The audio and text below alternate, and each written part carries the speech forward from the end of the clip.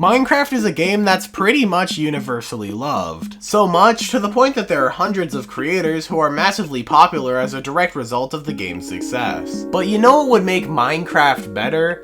Firearms. At least, that's what the developers of these games are thinking. So in this video, I'm going to be playing and reviewing various shooters in the voxel art style, or as I like to say, Minecraft with guns. Pixel Gun 3D is obviously the most popular game in this genre, but because everyone knows about it, I'll stick to some slightly more niche titles for the sake of keeping things interesting. With that said, let's get into the video. The first game is Pixel Warfare. There are 5 of these games for some reason, but I'll just be playing the first one. This is a browser game, so that means you don't actually need to download anything, and you also fight against actual people. The goal of the game is to shoot the enemy team while not getting shot yourself. The game gives every player the same loadout, with 2 explosive guns, 2 automatic guns, a sniper, and a shotgun. But people only really use the RPG, grenade launcher, and the AR that looks like a creeper for some reason. The RPGs can kill instantly so long as you get a direct hit, or even just some good splash damage. There are these moments where you go around and just demolish what feels like everyone on the opposite team. And it makes you feel like an absolute legend. Then you actually look at the leaderboard and you realize they actually have 4 more team members than you do. Guys, I'm actually really good at the block shooting game. You see, I only died there because I'm actually in the professional esports scene for this game. And that guy, Lewis Pro, is actually ranked number 1 in the whole world. In fact, his name literally states that he's a professional. I'm not bad at the game, guys, I swear. So overall, Pixel Warfare is a pretty solid game, but it's not perfect by any means. As previously mentioned, the team balancing isn't exactly good, but there's also another glitch I've experienced quite a lot throughout my playthrough. When you make direct contact with your teammates, the hit detection gets kinda fucked, and you sometimes get launched super high into the air, then fall back down and die of fall damage. So yeah, it's genuinely fine with a few technical issues here and there. The next game is Block City Wars Mafia Town. So this seems to be a mix of Minecraft and GTA, which aren't games that I usually associate with each other. My name is Wild Bro. Why am I a wild bro? If a bro was wild and no one was there to see it, was the bro ever actually wild?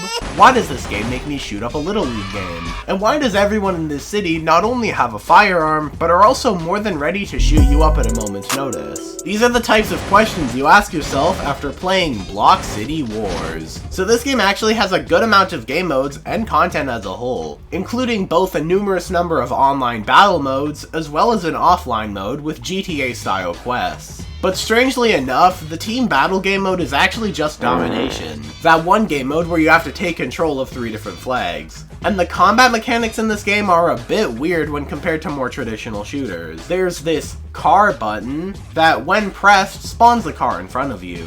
And cars are probably your most valuable asset in terms of sheer power. Basically, you can run people over, but when paired with guns you could do stuff like this.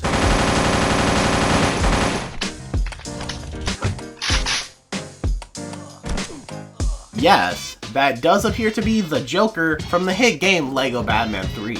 He's actually a professional Minecrafter now. So the gameplay loop all comes down to you and other members of your team summoning cars and going to capture the points while also taking out the opponents of the opposite team. And during all this, you get to listen to this banger of a theme song, which plays throughout the entire duration of the game. But that's just the online game mode. Surely the offline game mode has a little more substance to it. So, you need to shoot innocent civilians to get reputation points.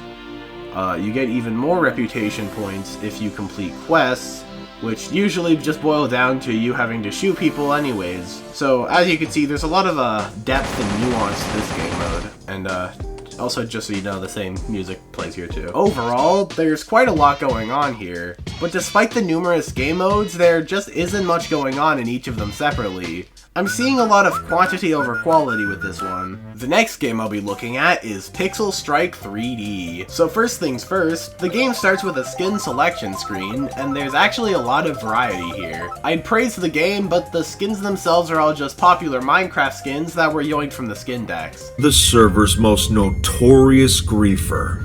Pop Bob. Like the last one, this game also has a pretty large amount of game modes. The most interesting of which is a game mode inspired, stolen from Squid Game. Graphically, the game looks pretty nice. The shadows are solid, the animations are smooth, the movement is fast-paced, and you automatically aim when you hit the fire button, which is a neat thing to differentiate itself from other FPS games. But you can clearly tell by looking with your eyeballs that the Minecraft character models weren't designed to be seen in these environments. You can also change the sensitivity and even the FOV. I have now achieved maximum gaming potential. I can actually see what the enemies are doing before they can even do it themselves. Fuck this, I'm uninstalling the game. When you die, you can actually discover a shocking twist in the lore. Your character actually does not have any bones. From what I played, the map design is actually pretty bad. While they look nice, some maps are just too big when you consider that there usually aren't very many people playing on them at once. This leads to these moments where you end up running around the entire map just looking for people to fight. But obviously, this is just one game mode. There's probably a lot more to the other ones. Let's try the Squid Game minigame, or as the game calls it, Elimination Game. So these are a collection of minigames designed to either be ripped straight from Squid Game, or were designed to at least be similar to them. The red light green light minigame is an example of a game taken right from the show, but don't worry, there are some original ideas here too. Like this stupid one, where you take a random guess and 50% of the time you lose. There's no way to cheat, by the way, since the game adds an invisible wall when the number is chosen, so you just fall and die. That one's pretty fun. Then there's a nighttime survival minigame, which strangely enough reminds me of the Roblox game. I'm just gonna hide in the corner. Ow! Ow! Wait! Stop! This one's also stupid. There's also a glitch you could do to fly against the wall for a little bit, and a messaging system so I could talk to all my best buddies. Oh well, I guess I'll try the Battle Royale game mode. You see, the secret to surviving the 5-person large Battle Royale is to approach everyone you see. Wait, what, huh? Mario wasn't even the guy that killed me, it was just some nerd with a sniper! The next game is Pixel Combat Multiplayer. Now you may be thinking, that doesn't look like a Minecraft. Well, it's actually right here. So the first thing I see as I open the game is a daily login reward. I cannot wait until day 7 for me to get the one and only RPG Legendary, which is actually an NFT worth $1 million, and then I will be rich. But for now, I'll just get 1 money. The visual design of the game is pretty strange. The maps are voxelized, but the character himself is just a generic FPS player model. It's literally the opposite of the last game. Unfortunately, the servers for this game are completely dead, so I can't get the full Pixel Combat multiplayer experience. So instead, I'm gonna play a different Pixel Combat game. Pixel Combat Zombies Strike. So the first thing you see when you open the game is this zombie going crazy on the title screen. I'm not sure what he has to do with the actual game, but he's right here. It's basically a scuffed Call of Duty Zombies where you have to survive a set number of waves. But it's presented in a really strange way. You don't actually need to keep playing rounds all the way to the end. There's a shop where you could buy various weapons and ammo, and you could also unlock a couple different game modes. The guns vary in effectiveness, but once you have a gun, you never have to get it again. The regular levels all play out the same. Basically, you have to defend yourselves against waves of zombies that get stronger and stronger as the waves progress. But unlike Call of Duty, in this game you can't buy weapons as you play through the stage, which means the only way you could get ammo or other weapons is to buy them in the shop in the lobby. You get a roguelike game mode later on, and it's actually surprisingly similar to the regular game. Just like the normal mode, after a few rounds of zombies, you get the option to go back to your base. But instead of just continuing to spawn zombies like the normal levels, the roguelike game mode gives you the choice to continue to a different level with harder zombies, but a chance to get better rewards. The main mission throughout the entire game is to collect gears to rebuild your time machine car to stop the zombie apocalypse from ever happening. Now, I'm not completely sure about the logistics of that, so I'm just gonna call the world's leading expert on motorized vehicles. Hello, is this Car Man? Yeah. Okay, I'm wondering if you could answer a question for me. Sure. Okay, so I was playing this mobile game, and I'm wondering, is it actually true that cars are made up of 100% gears and, like, no other parts? Yes. I take back everything I said about logistics, and I want to give an honest apology to the creators of Pixel Combat Zombies Strike.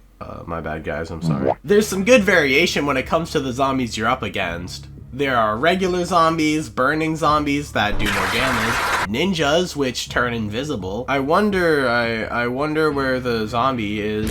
Slightly bigger zombies that have twice the health, flying enemies, and even the zombie from Plants vs. Zombies. Overall, this game definitely has some replayability. The game was built off of a pretty solid foundation, and it ends up being decently fun because of it. Also, you can shoot the people in the main lobby. The last game is Firecraft 3D Pixel World. So as you can see, this game is definitely the most far out in terms of both gameplay and quality. It doesn't even really go for the voxelized art style, outside of some weird bootleg Minecraft assets here and there throughout the levels. In this game, you basically just kill zombies and various other random enemies. Then you move on to the next level. Something you'll notice is that this game is not only in third person, but it also has auto fire enabled. Yay, I did it. I killed the zombies. I looked at them and they died. You get to unlock and upgrade several guns from the shop, and you get all that by spending money you get from beating other levels. And the games give you a solid amount of cash, so you could get a good amount of upgrades on your guns, which, while fun, makes the difficulty progression really slow. It's still there, but it's almost not even noticeable. Every once in a while, you get to fight a giant boss. Despite looking a bit threatening, these guys are pretty easy to deal with. You're never in any actual danger, since your character has not only 110 health, but also 105 shield, and the enemies barely crack a dent into that. Overall, there's really not that much to this game. It's pretty good for what it is, but it doesn't try to go for much. So anyways, that was Minecraft with guns. A lot of these games are actually really different, not only from Minecraft, but also from each other. You can easily tell the difference between Pixel Gun and Pixel Combat, for instance.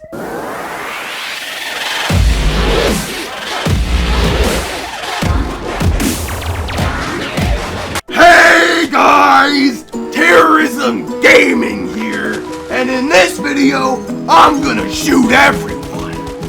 Boom! I have guns in the block game! Yeah!